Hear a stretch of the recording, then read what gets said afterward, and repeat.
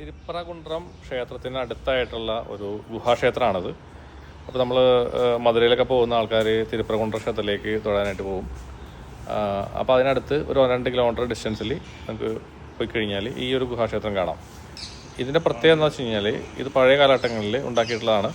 ഇത് ഒരു വലിയൊരു മലയുടെ സൈഡ് തുരന്നിട്ട് അതിൻ്റെ ഉള്ളിൽ ഉണ്ടാക്കിയിട്ടുള്ള ക്ഷേത്രമാണ്. അപ്പോൾ അവിടെ ഈ പഴയ കാലഘട്ടങ്ങളിൽ ഉണ്ടാക്കിയിട്ടുള്ളതാണ്. അപ്പോൾ അതിനുള്ളിൽ നമുക്ക് അർദ്ധനാരീശ്വരൻ്റെ പ്രതിമയും പിന്നെ അങ്ങനെ കുറച്ച് പ്രതിമകളെല്ലാം കാണാൻ സാധിക്കുന്നുണ്ട്.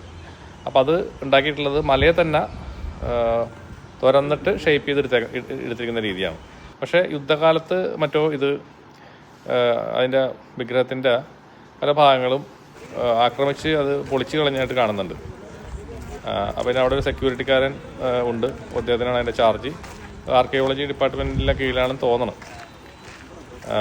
അപ്പോൾ ഇവിടെ ഞാൻ ചെന്നപ്പോൾ ഇവിടെ നമുക്ക് കുറച്ച് നേരം മെഡിറ്റേഷൻ ചെയ്യാനായിട്ട് പറ്റി. വളരെ ശാന്തമായിട്ടുള്ളൊരു സ്ഥലമാണ്. പിന്നെ ആകെയുള്ളൊരു പ്രശ്നമായിട്ട് തോന്നിയത് ഇവിടെ നിറയെ കുരങ്ങന്മാരുണ്ട് ഈ മരത്തിൻ്റെ മുകളിൽ. പക്ഷേ നമ്മളവിടെ മെഡിറ്റേഷനിലൊക്കെ ഇരിക്കുമ്പോൾ ശ്രദ്ധിക്കണം, നമ്മുടെ കയ്യിൽ ബാഗോ കാര്യങ്ങളൊക്കെ ഉണ്ടെങ്കിൽ അതൊന്ന് തട്ടിപ്പറിക്കാനുള്ള സാധ്യതയുണ്ട്. അപ്പോൾ അതുകൊണ്ട് കെയർഫുള്ളായിട്ട് ഇരിക്കണം. പിന്നെ ഇവിടെ വലിയ തിക്കും തിരക്കൊന്നും ഉള്ള സ്ഥലമൊന്നുമല്ല.